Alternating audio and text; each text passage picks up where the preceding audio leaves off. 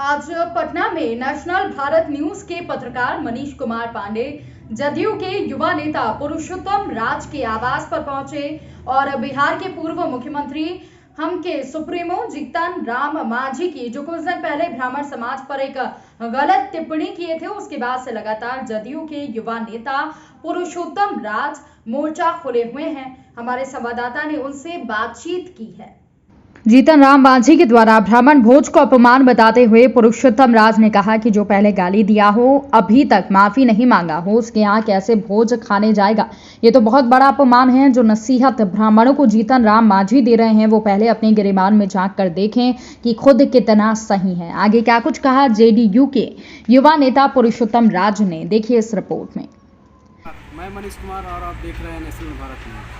अभी हमारे बीच पुरुषोत्तम राज जी हैं, जो कि युवाओं की धड़कन, लोगों के प्रेरित। आइए इनसे हम जानते हैं कि मांझी जी द्वारा जो टिप्पणी किया जा रहा है ब्राह्मणों के प्रति, उसको किस प्रकार से ये देख रहे हैं। नमस्कार।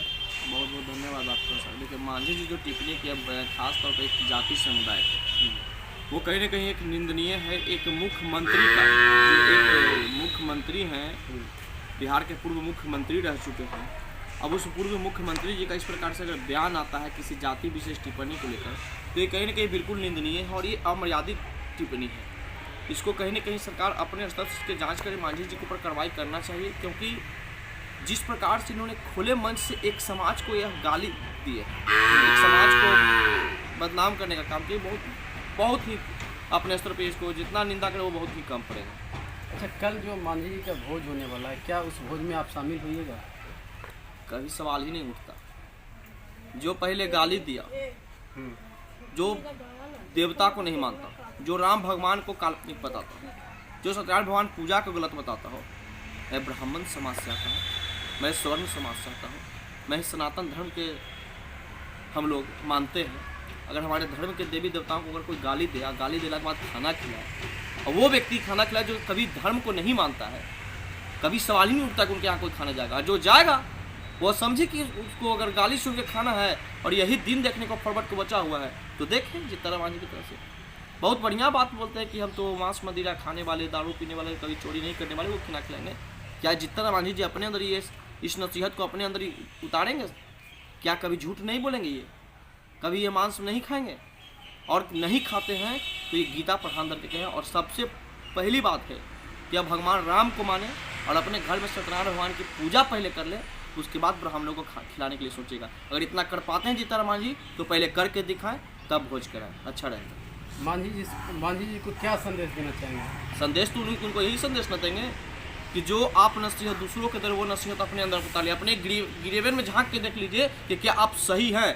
कुछ दिन पहले वही जीतन मांझी का बयान था ना कि दारू को थोड़ा थोड़ा पिया था। अब आज वही जीतन मांझी कहे कि जो दारू नहीं पीता वो हमारे यहाँ है। तो हमको तो लगता है कि कहीं कि उनका मानसिक संतुलन बिगड़ गया है। वो मुख्यमंत्री बनने के बाद वो कभी सपना भी नहीं सोचे थे कि मुख्यमंत्री बन जाएंगे, और बन गए तो उनका मानसिक संतुलन बिगड़ चुका है। हमें ऐसा लगता है जिस प्रकार से वो बयान देते हैं, अब है या नहीं वो तो उनके अंदर का चीज़ है, या हो सकता है कि वो एक, तो हमको तो लगता है कि कहीं कि उनका मानसिक संतुलन बिगड़ गया है। वो मुख्यमंत्री बनने के बाद वो कभी सपना भी नहीं सोचे थे कि मुख्यमंत्री बन जाएंगे, और बन गए तो उनका मानसिक संतुलन बिगड़ चुका है। हमें ऐसा लगता है जिस प्रकार से वो बयान देते हैं, अब है या नहीं वो तो उनके अंदर का चीज़ है, या हो सकता है कि वो एक समाज को गाली देकर वो चाहते हैं कि बिहार में फिर से हम मुख्यमंत्री की सत्ता पर बैठ जाएं। तो ये तो असंभव है, और ये असंभव उन लोगों के लिए भी है जो ब्राह्मणों और स्वर्ण समाज को गाली दिवाने में जीतन मांझी का साथ दे रहे हैं। जीतन मांझी जी अकेले नहीं बोल सकते, इतना तो हम उनको जानते हैं कि वो अकेले नहीं बोल सकते हैं। कहीं ना कहीं उनके पीछे किसी का, बड़े व्यक्ति का हाथ है। किसका हाथ है? कोई बड़े व्यक्ति हो सकते हैं, वो तो जांच का विषय है, और लोग जानते भी हैं। बहुत जल्द आप सबके समक्ष वो व्यक्ति आ जाएगा कि कौन था। इसका भुगतना उसको भुगतना पड़ेगा आने वाला आगामी चुनाव में।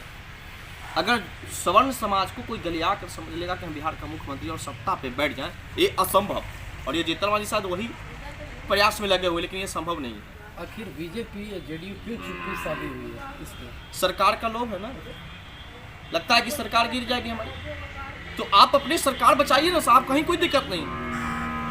हम ये भी नहीं कि उनको सरकार गिरा के आप, हम तो सिर्फ ये करेंगे खुले मन से माफी मांगे जीतन मांझी जिस प्रकार से वो तो फिर उनका एक बयान आया था कि गलती से सब निकल गया मेरे ऊपर से। एक बार गलती हो सकता है, 2 बार गलती हो सकता है, बार बार गलती थोड़े होता है। और जब से वो मुख्यमंत्री हैं और अब तक उनका अगर बयान देखा जाए तो कुछ न कुछ हमेशा विवादित ये बातें बोलते हैं। ये भारत आज़ादी देती है, ये भारत में आज़ादी है कि आप किसी भी धर्म को मान के देश में रह सकते हैं, लेकिन ये आज़ादी नहीं है कि आप दूसरे धर्म वालों को गाली दें। और जो हमारे सनातन धर्म को गाली देगा, जो सनातन धर्म में पैदा हुआ वो सनातन धर्म को गाली देता है। हमको तो ऐसा इस व्यक्ति पे एकदम घृणा होती है जो अपने नाम में राम लगाया हुआ है, उसको राम से बैर है। तो पहले अपने नाम से तो राम हटा लीजिए चित्तरमान जी। बहुत सारे लोग, युवा लोग कह रहे हैं कि आप पहले राम अपने नाम से हटा लीजिए, इस पर आप क्या कहेंगे? हम तो कहेंगे कि राम को हटा लीजिए। जो व्यक्ति राम को नहीं मानता वो राम राम क्यों बोलेगा बार बार? और अब नाम लेंगे तो उसमें तो राम आइए ना जाएगा। तो राम को पहले हटा ले अपने नाम से। राम को भी काल्पनिक कहते हैं, हनुमान को भी काल्पनिक कहते हैं, विष्णु को भी काल्पनिक कह रहे हैं, इस पर आप क्या कहेंगे? खुद अपने काल्पनिक हमको लगता है कि वो भगवान को काल्पनिक बता रहे हैं। उनके समाज इस मुद्दे पर उनके साथ खड़ा नहीं है। कई जगह का तो स्टेटमेंट हम देखो उन्हीं का समाज का, तो वो बोले कि हम तो भगवान को मानते हैं, हम तो ब्राह्मण की इज्जत करते हैं। अब जीतन राम जी खुद सोच, लेकिन उनके साथ खुद उनके ही समाज के लोग खड़ा नहीं है। तो क्या माना जाए कि कल के भोज में पुरुषोत्तम राज उनके पास नहीं जाएंगे? पुरुषोत्तम राज क्या, पूरे ब्राह्मण समाज को नहीं जाना चाहिए। और जो व्यक्ति गाली दिया हो, भोज कराने का कार्यक्रम रखता हो, तो गाली से ज्यादा बेइज्जती तो इस भोज में है। फिर वही चित्तरमान जी आने वाला समय में बयान देंगे कि ब्राह्मणों को तो हम गाली दे दे के खिलाते हैं, वो जाएगा किधर? आगे का स्टैंड क्या होगा ब्राह्मणों का? ब्राह्मणों का क्या स्टैंड होगा ये तो हम नहीं बता सकते, लेकिन स्वर्ण समाज का यह स्टैंड है कि जो स्वर्ण समाज को गाली देता हो। हम स्वर्ण प्रकोष्ठ से खुद आते हैं, हमने पार्टी के ऊपर भी अपनी बात को रखा था। तो क्या हुआ? होगा क्या? अरे कौन सुनने वाला सरकार के लोग में खर्च करता है? कौन सुनता है सरकार के चलते? अब चुनाव आएगा तब ना फिर उनको स्वर्ण वोट चाहिए, तो फिर अपना वो शिकारी आएगा, दाना डालेगा। लेकिन अब इस बार तो जाल में फंस गया है बिल्कुल स्वर्ण समाज, लेकिन अगला बार हो सकता है कि उनको जाल में फंसा ले। ये तय कर ले जीतन जी को जो गाली देने के साथ देने वो लोग तय कर ले। क्या इसका प्रभाव यूपी चुनाव में भी पड़ेगा? पड़ रहा है, पड़ेगा भी। आप एक तरफ उत्तर प्रदेश में ब्राह्मण प्रेम दिखा रहे हैं, एक तरफ गाली सुनाने वाले को साथ रख रहे हैं, इसका तो फर्क बिल्कुल पड़ना चाहिए उत्तर प्रदेश में। नहीं किससे पड़ेगा, तो पड़ रहा है। उनको पता भी चल रहा है कि क्या इनका फर्क पड़ेगा जीतन जी को साथ में रखे कि ब्राह्मण समाज को साथ में रखे। गजेंद्र झा को पार्टी से निकाल दिया गया, ठीक है, कुछ हो सकता है कि उतार चढ़ाव बोले होंगे अब इसमें, लेकिन जीतन जी तो उससे ज़्यादा दोषी ने, वो मुख्यमंत्री थे बिहार के। उन पर आखिर कार्रवाई क्यों नहीं होता है? और उन पर कार्रवाई नहीं होता है तो हम तो यह मानेंगे कि गाली सुनाने में उन लोगों का हाथ हो सकता है।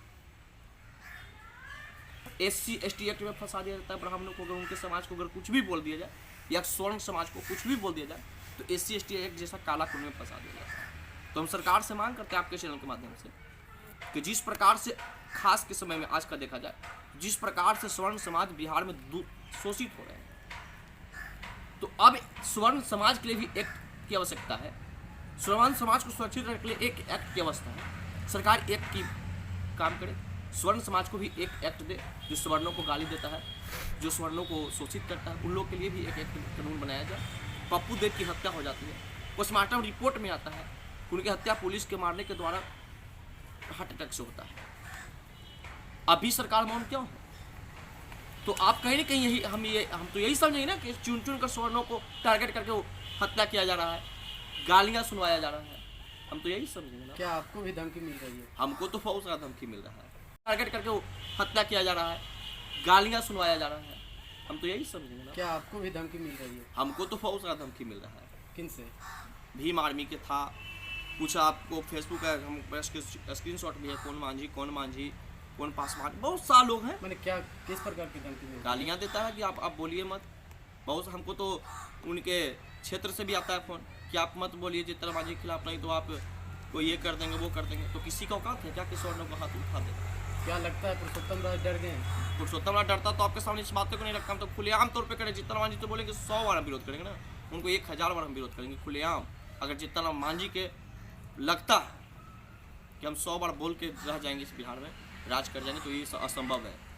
और उनको हिम्मत है ना तो वो आए मेरे साथ डिबेट में बैठे, उनको बताता हूँ कि सनातन धर्म क्या है, स्वर्ण समाज क्या है, राम काल्पनिक है कि वास्तविक है। वो आए हमारे साथ डिबेट में, तब हम बताते हैं अगर हिम्मत है तो वो डिबेट में आए, इन्वाइट करें हमको डिबेट में, बैठेंगे उनके साथ, चित्तरंजन जी के साथ। बहुत बहुत धन्यवाद।